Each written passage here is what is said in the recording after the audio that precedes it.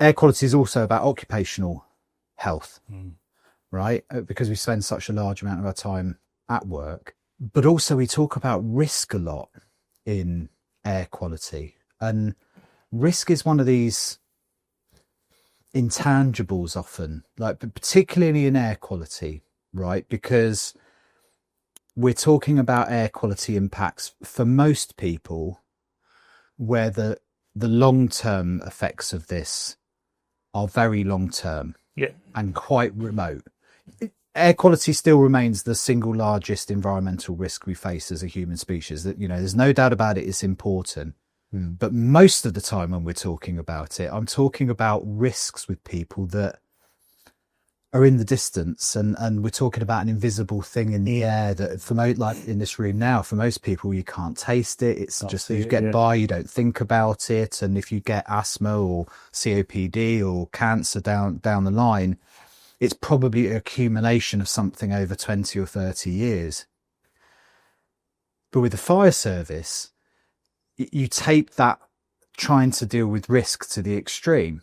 I mean, literally, when people are running in the opposite direction, there's you charging in the other direction into the fire. So at the extreme end of risk, you understand that innately, and you've got a lot of training around managing that risk. Otherwise, the fire service would have an unbelievable attrition rate of people running into burning buildings, right?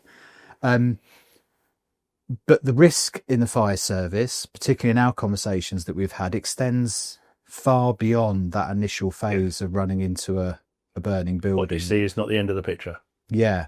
And that's what I thought would be interesting to chat to you two about, to unpack that from the extreme, from that first initial phase of risk to the post risk. I think anybody that followed 9/11 and things recognises that there are risks that remain in places that have gone through. We're replicating that with the Grenfell report that's come out. That's completely. There's no difference in what's happening now to what was there, just the scale of it.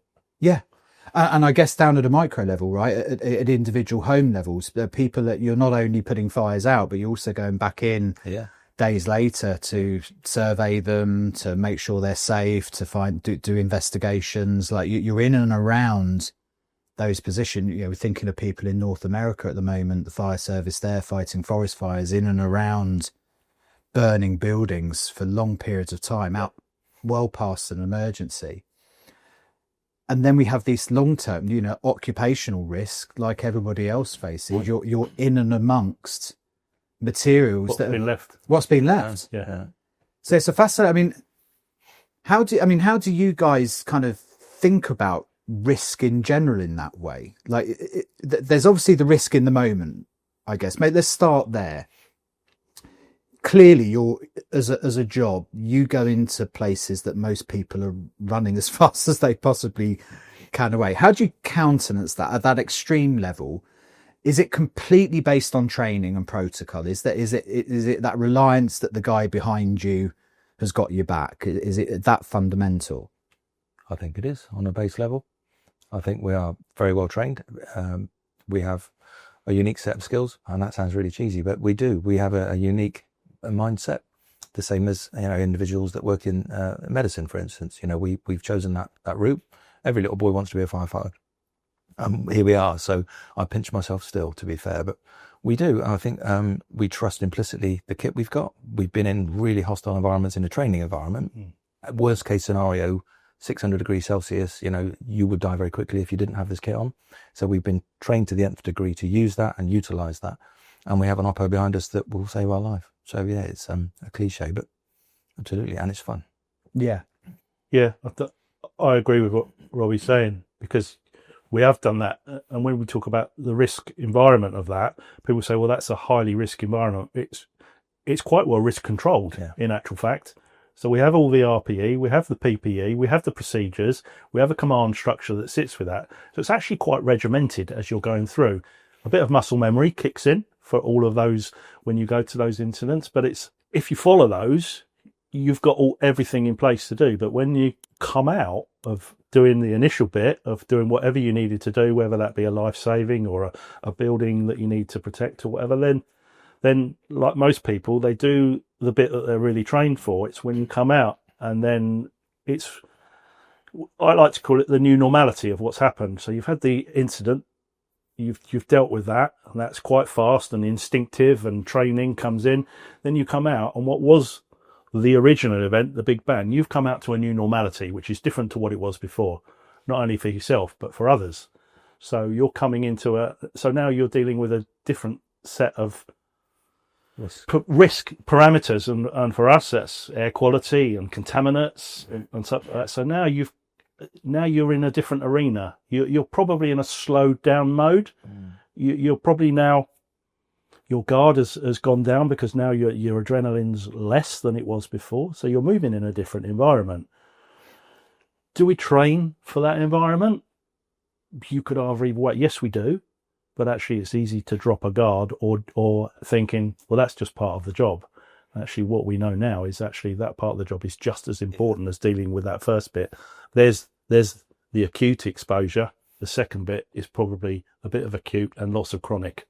Yeah, and you've hit on a really interesting point there, that like a lot of risk, we have kind of acute risk and chronic risk, and you could argue that the bit post the event is somewhere in between in a way. But I think the interesting thing about the fire, that we're talking fire here, but I appreciate that obviously we'll come on to perhaps some of the other things that you face around traffic accidents and other, there's all sorts of exposures that the fire service is likely to be exposed to, but hazmat and list goes on, right, to be frank. Yeah.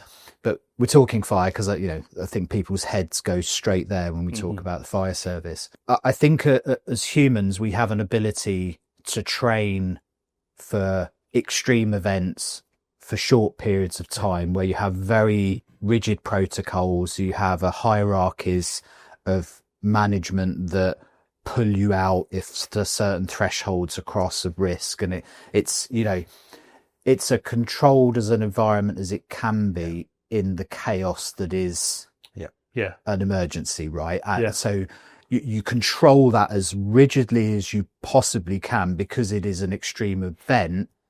And then any risk that's left over is an understood risk that every person that is prepared to go into a building understands innately that you can't mitigate, you can't eliminate the risk. Of course. And the outcomes are potentially deadly, that there's always the potential for a building to collapse on you or for something to happen, a failure in equipment or whatever.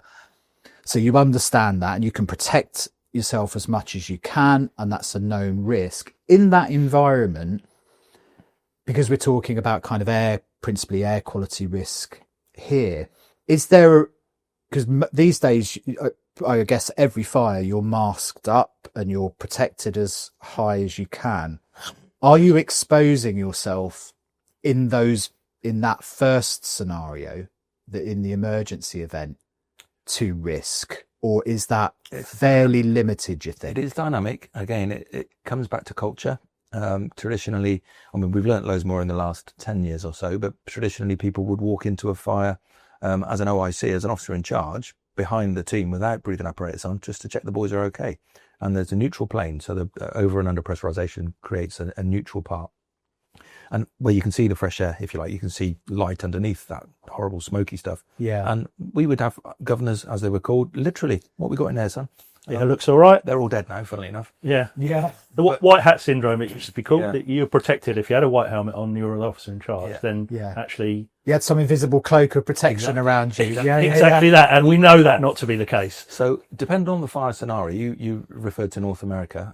Wildfire is a control that we're really bad at. So we won't put on breathing apparatus. So for instance, one of my appliances in Hampshire and the Isle of Wight has 4 breathing apparatus sets on it, and a regular sort of calm breath, you're getting about 35 litres a minute, which will last you about an hour if you chill. So people that are operating pumps, people that are not working too physically, squirting water, that sort of stuff, they will happily let their eyes run and they will cough because they don't want to clean the bloody BA set.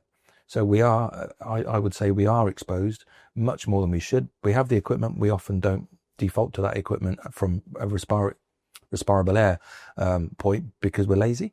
We're incredibly, explosive on a fire ground, but we don't want to clean stuff after. And it's as base as that, unfortunately.